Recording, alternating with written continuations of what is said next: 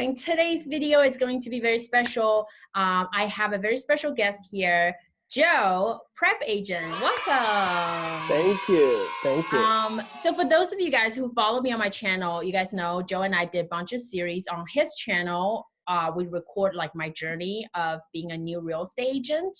Well, Joe also has a very successful online business for helping people passing their real estate exam. So Joe, do you want to do a brief introduction about who you are for those of people who doesn't know about you? Sure. So I run an online business, and it's an online service to help people pass the real estate exam. And it was very basic things, very niche market, which I didn't expect to do well, with a few odd little changes that we're going to talk about today. Things kind of exploded beyond my imagination, to the point where I could help a lot of people pass and get started in real estate, including you. Yeah, that's exactly right. So I prepared about 4 to 5 questions, okay? And Okay. okay, so the first question that I'm very curious is, what was your career like before Prep Agent, before everything that started? So I did real estate just like everybody else. I was a broker in Los Angeles. And I sold homes, did the whole, what do you want to call it? The routine, like everybody else. Yeah. So I was a typical agent, and I started teaching real estate exam crash courses and pre-licensing courses as a way to make extra money, while I was doing real estate. And that went pretty well. And I got more and more classes, did more seminars. And then one day I eventually had the idea to put it all online. And that's when I first started having an online business, when I started to put that information online. Right. To help people pass the exam. That's awesome. What year was that? Oof. So I'm talking 2005. Oh, wow. Yeah, and that's kind of how the Prep Agent happened, right? Well, Prep Agent, as you know, it's only a few years old. So Okay. I was trying to sell the information online for a while, but not very successfully. And I was struggling. I did Google AdWords and things of that nature, hired out people that probably shouldn't have hired, did a lot of experimenting, which is true for any business on your own, which you're finding as you're doing real estate. You got to experiment. Some things work, some things don't. Keep going with things that work, and you kind of veer away things that don't. What changed everything for me was my YouTube channel, which is, I think, where you want to go with this, right? Right. Yeah. I mean, I was very curious about, how like YouTube itself has played in your business. How has it like helped? And, for people who are also owns a business that wants to leverage using YouTube, like what tips that you can give it to them? Right. And this is where I think we want to go with this, because this is what could apply to your audience. The specifics of my business are great, but as per what applies to everybody is what happened to me with YouTube. So basically what happened is I did a long interview with somebody who was studying for the exam, and I didn't have enough bandwidth on my website. So I put the video on YouTube. It got a lot of views, and everything kind of skyrocketed from there. And what I learned is YouTube brought that personalization, really introduced me. It brought me out from behind a website. And so everybody knew my personality, my face, the whole thing, which was very scary for me at first. It's scary for a lot of people when you put yourself out there, whether it's YouTube, Instagram. Yeah. I mean, it's a little bit of a daunting task. So it made everything a little more personable, and people enjoyed watching that, which is why we're doing what we are today, because of what I learned that day. I learned people like seeing actual people. Right. So what I find out, and I really love what you were saying, is it doesn't matter about the quality of a video. It's more about, how they can find the video, whether if it's being helpful. And, as a business owner, it's really important that you're doing it yourself. So that way you're saving a lot of cost for other people to edit it, and you can keep it more consistent if you're doing it on your own. And the other reason people should not worry about the quality is they got to remember, you're not printing a book. It's not a one-shot deal and it's done. With YouTube or any online marketing, you could kind of go back and delete things you didn't like from the past.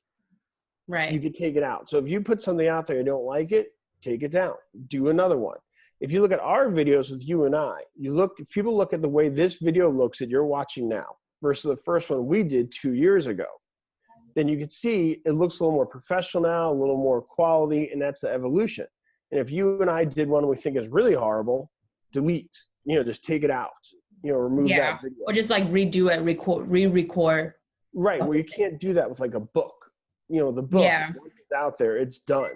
So people shouldn't worry too much about the quality because one, there'll be an evolution of the different videos over time. And the other reason is you don't know what other people like, which is what happened with me. You put it out there, you may not like it, but really you let the marketplace decide. And if you put that video out there into the world, into the YouTube universe, then you may be shocked at what people are seeing. And you may be shocked that certain videos you did not expect will skyrocket. For example, I did a vocabulary lesson with a lady named Irene. I never thought people would like it. It was the day before her exam. I helped her. I decided to record it. She said, go for it. And it skyrocketed up to YouTube rankings. I never thought. I thought it was a crappy video, but people like it. So you have a different perspective. You see it as a creator of the video. You want it to look a certain way. At the end of the day, your audience is going to be the ultimate decider. So throwing out as many videos as you can really works a lot. And then the ones that get a lot of views, you keep making them in that style and you move away from the ones that people are not viewing as much. Right. Yeah, I love what Joe just said. It's like when you first start doing YouTube, you kind of are just throwing everything on the wall, see what sticks. And then you learn from your mistake. You know what your audience are, what they are wanting from you. You keep making more content that's related to your audience. Right. And you keep modifying. You work on the thumbnails. Those thumbnails are little pictures, which you're really good at, by the way. You make really good thumbnails. And you keep modifying, editing those so that you get like a good image you put forth. And you should just really see the progress of your channel that you've done since the first day. Yeah, absolutely. My first video and the video that I'm doing right now is like completely different. Right now I have all the setup. It's all the same. It looks, lighting is better. Quality is better. I write down stuff. I know exactly what I'm about to say in the video. So yeah, that's awesome. I think that definitely people should hear. And then one other thing I love is so much, and I see people making mistakes when they first started using or having their channel, is they don't know they don't know how to niche it down. They wanted to capture everything. So they're making a mistake of like maybe start with a vlog. Nobody knows who you are. You need to at least, make a video like a how-to or something that you're helping others, really find your niche. And I always say try to avoid pie in the sky information. And what I mean by that is just generic general information that people could just generally get by simple Google search. You want to do things that are a little more specific to you, it's a little more unique, just like you said, and you can expand from there. Like I said, I just do real estate exam prep. My videos as of today, which is, what are we in now? June 2019? Yes? Yeah. As of today. It's 20th. It's the 20th? Yeah. Thank you. Yeah, but the year 2019, right? Yes. Yeah. So the videos that I do now are just exam prep. They're not even the pre-licensing courses. We're going to do those and have the post-exam courses. But right now, it's a very specific niche. And people really want to go because they know what they're going there for. They know they can learn the concepts. They know I explain the concepts in a very simple manner, very simplified, concise manner. And you could do the same thing whether you're in real estate or something else. If you could convey something very clearly through a video, that's valuable. Yeah, I absolutely love it. So, the last question I have for you is, what can you see Prep Agent in like 5 to 10 years? Expanding to help people who have passed the exam and want to do well in real estate. That's what we want to do. Is now we have this strong market of people who are getting licensed. Now what happens after they get licensed? Now they actually got to make money, which is like what you're doing.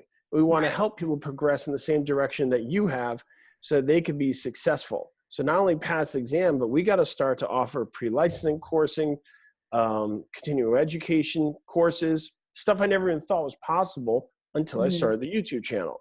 And once I saw all these other avenues open up, we're ready to go. So I want to help people enjoy their careers, achieve their goals, and do whatever it is they want to do. And now I have a platform to do it, so it's exciting. That's amazing.